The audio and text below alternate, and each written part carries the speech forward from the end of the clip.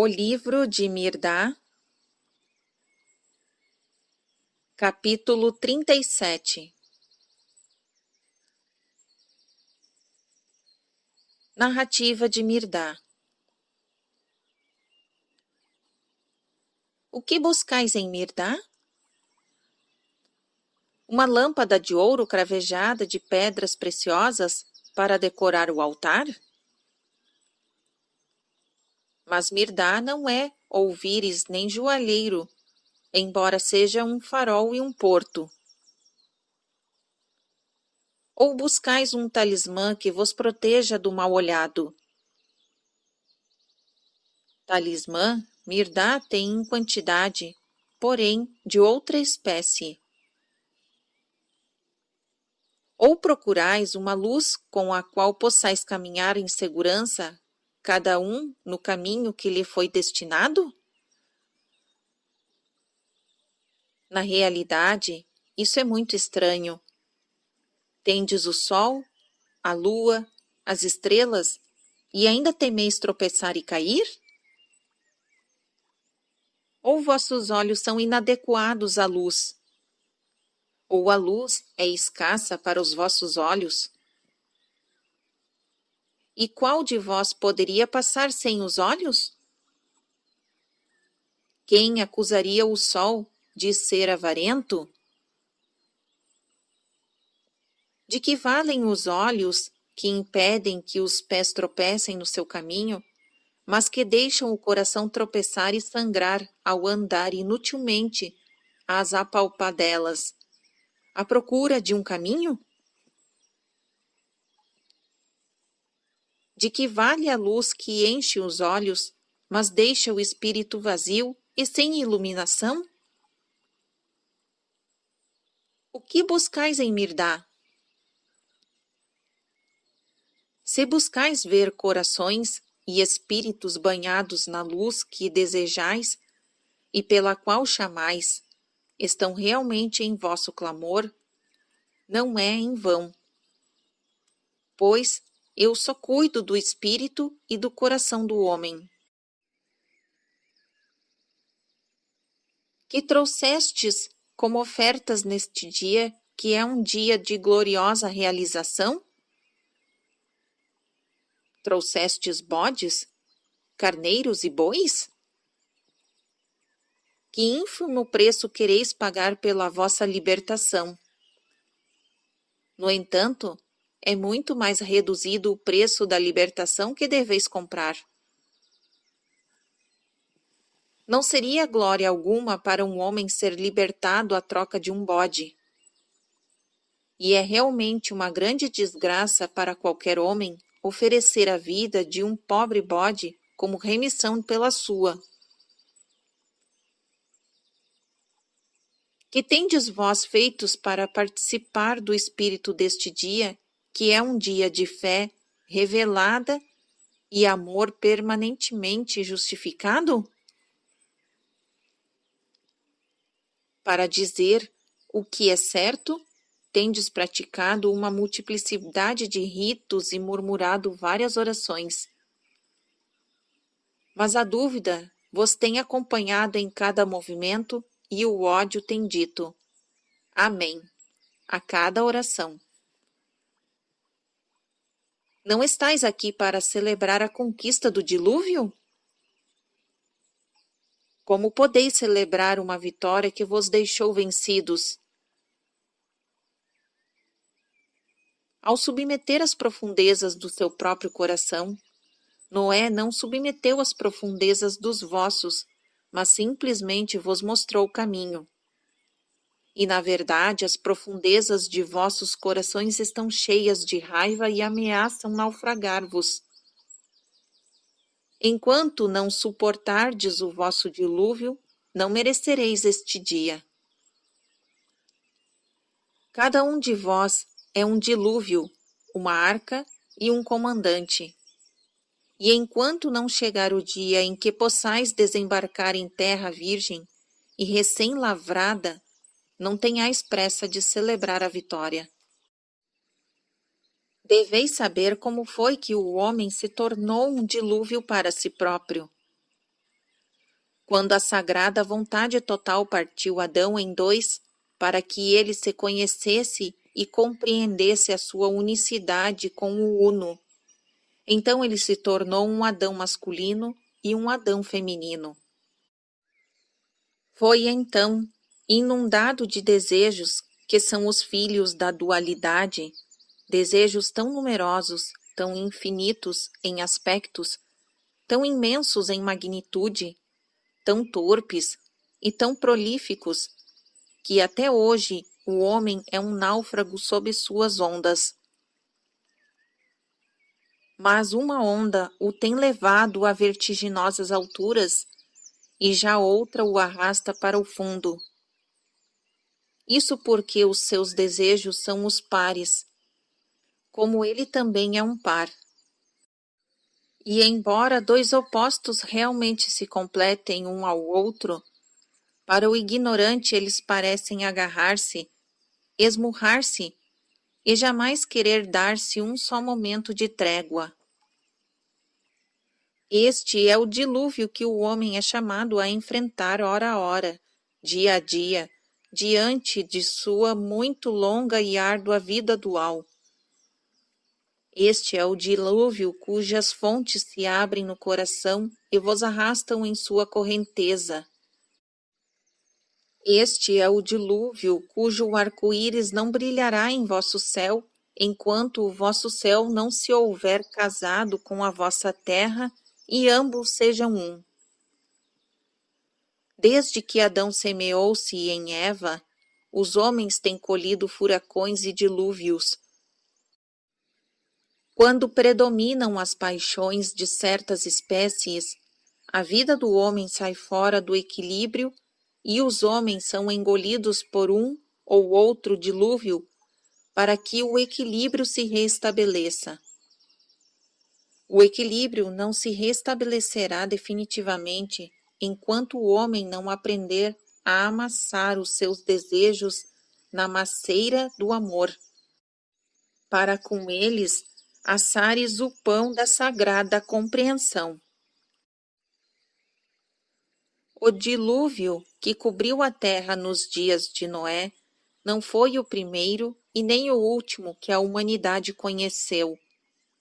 Somente foi o que deixou marca mais alta na série dos dilúvios devastadores. O dilúvio de fogo e sangue que em breve inundará a terra ultrapassará esta marca. Estais preparados para flutuar ou seres submergidos? Ai, estais muito ocupados acrescentando peso sobre os pesos, muito ocupados envenenando vosso sangue com prazeres transbordantes de dor, muito ocupados abrindo estradas que não vos levarão a parte alguma, demasiado ocupados apanhando sementes no quintal dos armazéns da vida, sem ao menos espiar o buraco da fechadura. Como evitareis de ser submergidos, meus extraviados? Vós, nascidos para voar nas alturas, para vagar pelos espaços infinitos, para vencer o universo com vossas asas, vos engaiolastes na gaiola da cômodas convenções e crenças que vos cortam as asas, prejudicando a vossa vista e petrificando vossos músculos. Como escapareis do dilúvio vindouro, ó meus extraviados?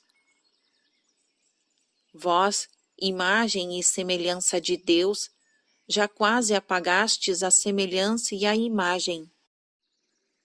Vosso porte divino diminui, tornando-vos anões, a ponto de já não reconhecerdes de quem descendeis. Vossa fisionomia divina a tendes elameado e disfarçado com máscaras apalhaçadas. Como podereis enfrentar o dilúvio que provocastes, meus extraviados? A não ser que deis ouvidos a Mirdá, a terra jamais será para vós mais do que sepultura, e o céu nada mais do que mortalha. No entanto, foram preparados, um para servir de berço e outro de trono. Mais uma vez vos digo: vós sois o dilúvio, a arca e o comandante. Vossas paixões são o dilúvio. Vosso corpo é a arca, vossa fé o comandante. Vossa vontade tudo penetra, e acima de tudo isto está a vossa compreensão. Assegurai-vos de que a arca é estanque e pode navegar. Não gasteis, porém, toda a vossa vida nesse mister, pois não sabeis quais o dia em que ides navegar, e no fim, tanto vós como a vossa arca apodrecereis e naufragareis no mesmo local. Assegurai-vos de que o capitão é competente e calmo. Mas, acima de tudo, aprendei a procurar as origens dos dilúvios e treinai vossa vontade para secá-los um a um. Então, certamente, o dilúvio se enfraquecerá e finalmente se acabará. Queimai a paixão, ou ela vos queimará. Não olheis para dentro da boca da paixão, para verificardes se tem dentes agudos ou mandíbulas cobertas de mel. A abelha, que recolhe o néctar das flores, recolhe também o veneno. Não analiseis o rosto da paixão para verificar se é simpático ou antipático. Para Eva, o rosto da serpente era mais simpático do que a de Deus. Não coloqueis a paixão na balança para verificardes o seu peso. Quem compraria o pelo de um diadema com o de uma montanha? No entanto, o diadema realmente pesa muito mais do que a montanha. E há paixões que cantam canções celestiais durante o dia, mas silvam, mordem e dão ferroadas sob a mortalha da noite. Há paixões gordas e pesadas de alegria que rapidamente se transformam em esqueletos de tristeza.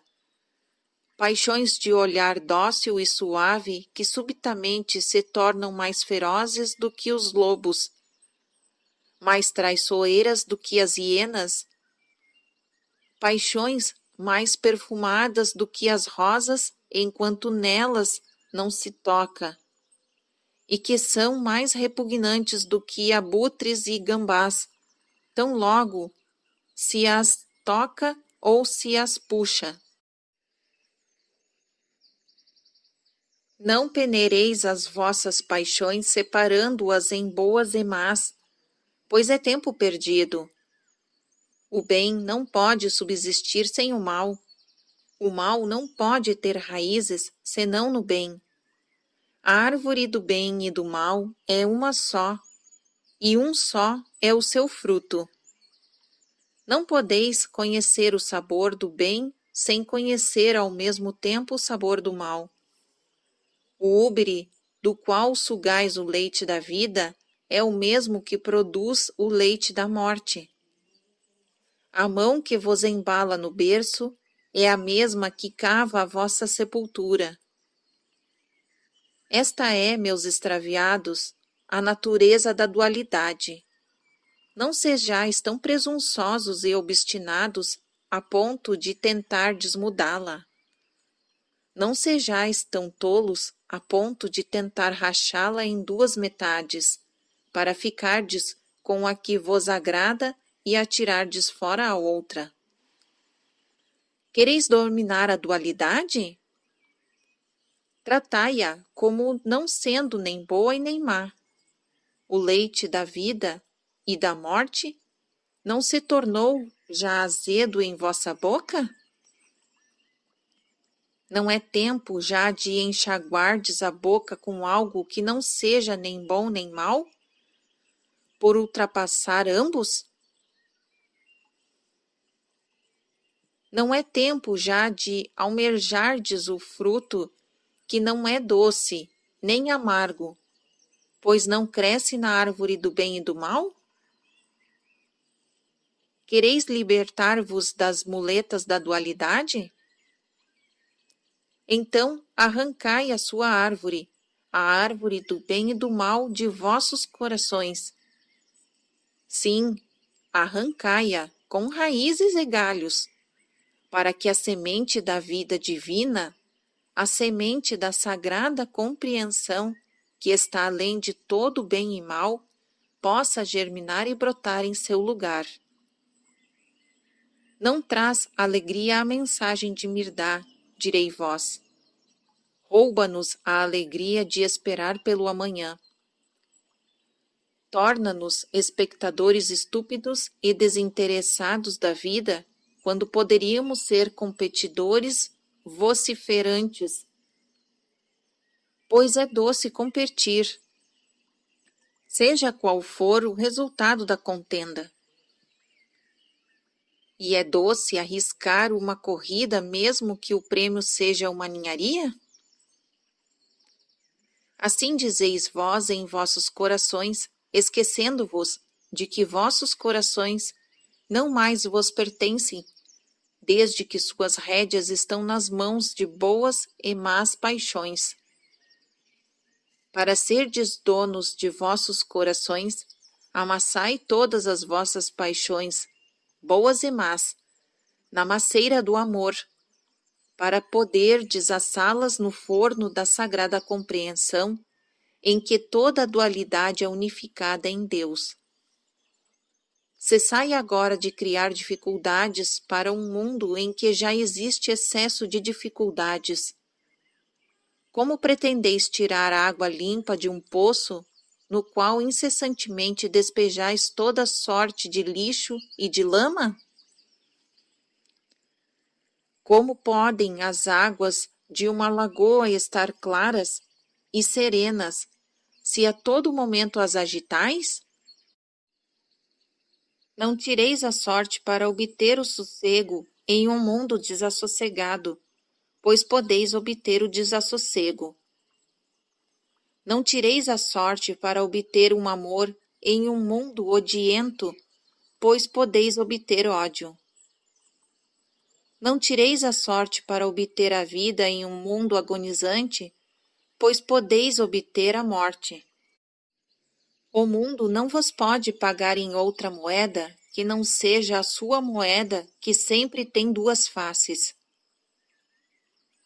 Tirai, porém, a sorte com o vosso infinito eu divino, que é tão rico em pacífica compreensão. Não exijais do mundo o que não exigirdes de vós próprios. Não exijais de algum homem aquilo que não permitirdes que ele exija de vós. E que é aquilo que, se vos fosse concedido pelo mundo, vos auxiliaria a superar o vosso dilúvio e desembarcar em um mundo isento da dor e da morte, ligado ao céu por amor eterno e pela paz da compreensão? Será poder, bens, fama, autoridade, prestígio e respeito? Será a ambição realizada e a esperança concretizada? Todas estas coisas são fontes que alimentam o vosso dilúvio. Fora com isso tudo, fora, fora, meus extraviados. Permanecei calados para serdes explícitos. Sede explícitos para que possais compreender explicitamente o mundo. Quando bem compreenderdes o mundo, vereis como ele é podre e incapaz de vos proporcionar o que procurais: liberdade, paz e vida. Tudo o que o mundo vos pode dar é um corpo, uma arca na qual navegareis pelo mar da vida dual. E isto não deveis a homem algum neste momento. É dever do universo vô-lo fornecer e sustentá-la, mantê-la limpa e seca para enfrentar o dilúvio.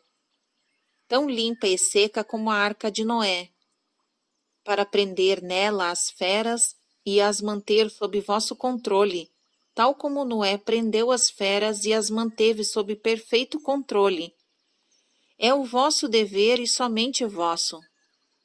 Ter uma fé desperta e de olhos vivos para metê-la ao leme, uma fé inabalável na vontade total, que é vosso guia para os bens-aventurados portões do Éden. Esse é o vosso trabalho, e somente vosso. Ter uma vontade intemerata para assumir o comando, uma vontade que se supere e participe da árvore da vida, da sagrada compreensão, é também vosso trabalho e somente vosso. O homem se dirige a Deus. Nenhum destino aquém desse vale o seu esforço. O que dizer se a rota for longa, com borrascas e tempestades? A fé, vinda de um coração puro e olhos vivos, não vencerá as borrascas e tempestades? Apressai-vos. O tempo desperdiçado em preguiça está repleto de dores. E os homens, mesmo os mais ocupados, são na verdade preguiçosos. Todos vós sois arquitetos navais, e sois todos marujos. Esta é a tarefa que vos foi assinalada desde a eternidade, para que possais navegar o oceano sem limites, que sois vós próprios, e afinal encontrareis a harmonia inexprimível do ser, cujo nome é Deus. Todas as coisas precisam ter um centro, do qual irradiem a sua volta, do qual girem. Se a vida do homem é um círculo, e o encontrar a Deus for, portanto, o centro, então todo o vosso trabalho deverá ser concêntrico em relação a esse centro. Ou será um devaneio, embora lavado em suor de sangue. E como a tarefa de Mirdá é levar o homem a seu destino, vede, preparou para vós uma arca magnífica, uma arca bem construída e bem comandada.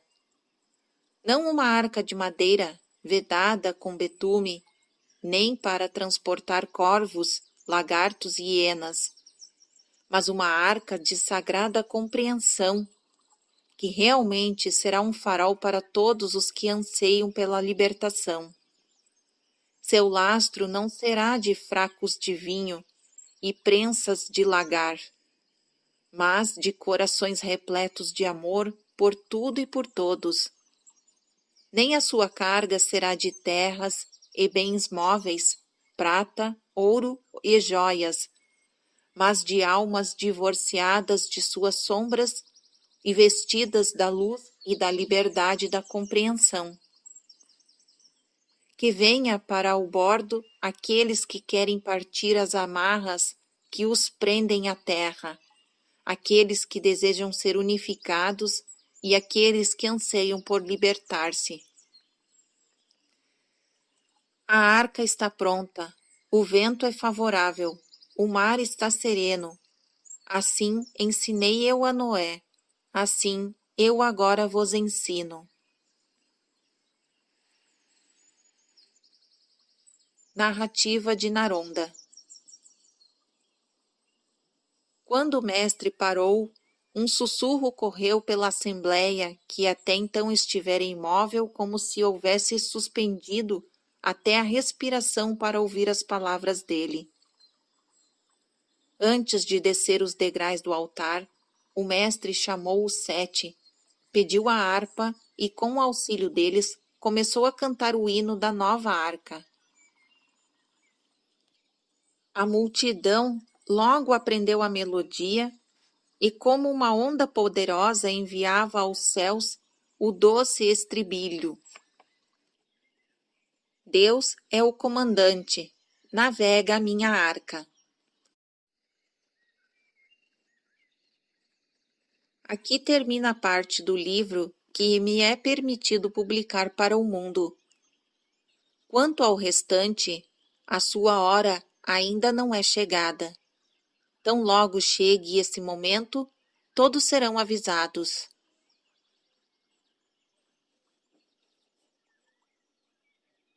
Fim do capítulo 37 e fim do livro.